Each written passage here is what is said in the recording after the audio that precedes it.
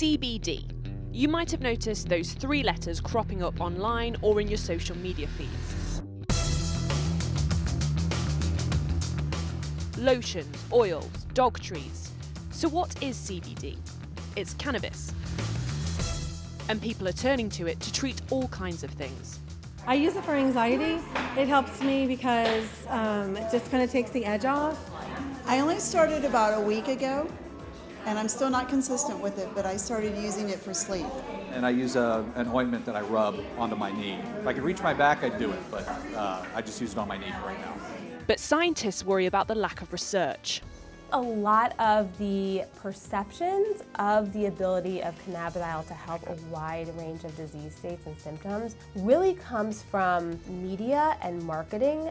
And about the lack of regulation. People have taken what they thought was a CBD product or a hemp product and it was contaminated with other things, and they did show up to the ER. They did have adverse consequences.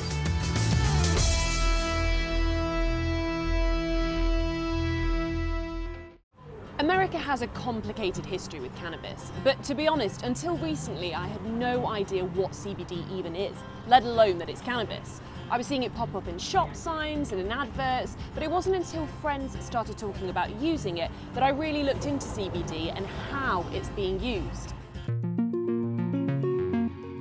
CBD, or cannabidiol, is a chemical compound from the cannabis plant, but it's not the chemical that cannabis is traditionally known for. That's THC. You might not recognise the name, but that's the stuff that gets you high. CBD, however, doesn't have any psychoactive effect. And it's now legal for American farmers to grow cannabis, also known as hemp, that can be used to manufacture CBD, but the THC content has to be lower than 0.3%. I wanted to have a look at the different options out there for someone curious about CBD. What kind of thing would you recommend? I would start with something like the flower. So this one obviously looks a lot like weed. The police might get confused, but you are well within your rights to have this. Absolutely, you're 100% in your rights. This is Bree Raphael.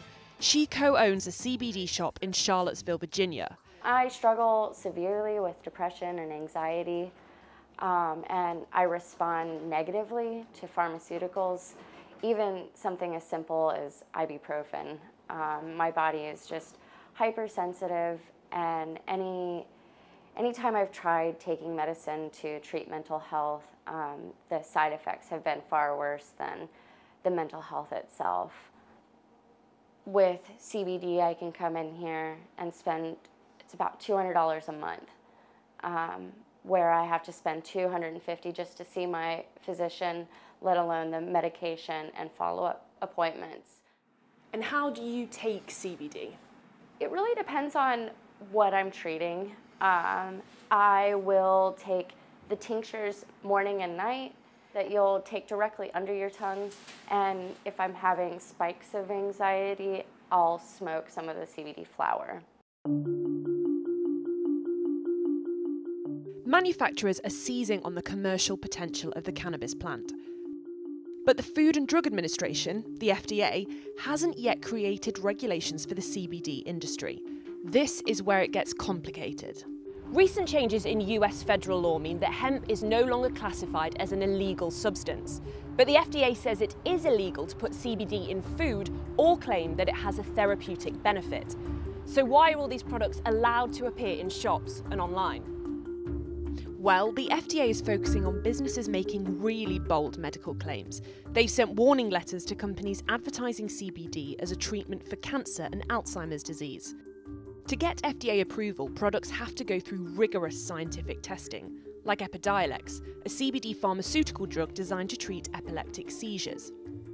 So how does CBD actually work? Cannabidiol is a very messy drug, and it's hypothesized to have tens of different actions on different sites in the brain and the body. So if it can be acting through all these different sites, it can potentially have lots of different effects at the end of the day. People are taking cannabidiol supplements, and they're reporting that it helps them sleep, they're reporting that it helps them with pain, they're reporting that it helps them with a wide range of conditions. But to date, there's been very little controlled study of cannabidiol. So it seems scientists aren't exactly sure how CBD acts in the body, but there are plenty of people out there who believe it works and are eager to invest.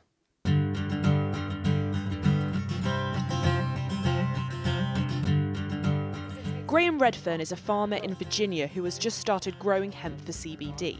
He also has his own brand of products named after his dog, Draper. I took him to the vet and they did an ultrasound on him and he had 5 massive tumors. I went to the store, bought CBD oil, gave him 5 drops in his food and then 5 under his tongue. And they told me at the vet he had 5 weeks to live, and I gave it to him for a year and a half after that, and he lived happily up until the day he died. Graham thinks more research will prove more benefits of CBD, but for now, he knows it's all about wording. Marketing is everything with this. We are not a medical company. We are not making any medical claims. We are producing a product from a plant that people can do as they please with it. This farm is a family business. Graham's mum, Patty, is also one of his customers. I started using it about 4 months ago because I have arthritis in my thumb, and my son said, "Mom, just try rubbing it on your hand and see if it'll work, because that's what most people are using it for at your age." So I started using it once in the morning and once at night, and believe it or not, my hand does not hurt anymore. The people that are buying these products and using them, what kind of person is using them? Well, most of them are just girlfriends of mine that are in any industry, every industry. Housewives, bankers, I'm a banker, attorneys, builders, just anybody I come in contact with, that most of them are buying them for their mothers or mother-in-laws. So how do these rave reviews tally with the science? In the clinical studies that have been done thus far, what's been shown to be effective have been significantly higher doses than what is actually available in traditional cannabis dispensaries or available online.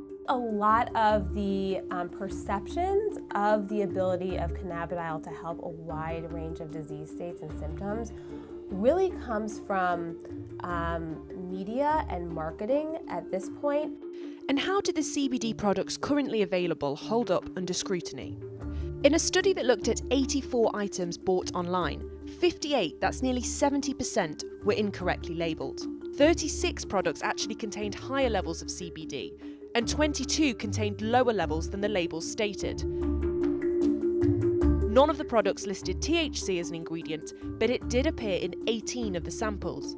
And it's not just THC that could be a problem. Last year, there were a bunch of military servicemen in North Carolina that bought hemp products from a shop that was just like the one you were describing, and they all went to the ER with kind of acute cardiovascular effects, psychotic effects that suggest that the products that they consumed contained synthetic cannabinoids. The World Health Organization has said that CBD in its pure state doesn't appear to cause harm, and people who use it are emphatic about its benefits. But without regulation, consumers aren't currently protected, and demand is only increasing. While the science has shown that CBD can treat certain types of epilepsy, more research needs to be done to see if it can be effective for other conditions. This will take some time, but for many companies and consumers, there's no turning back. CBD has already gone mainstream.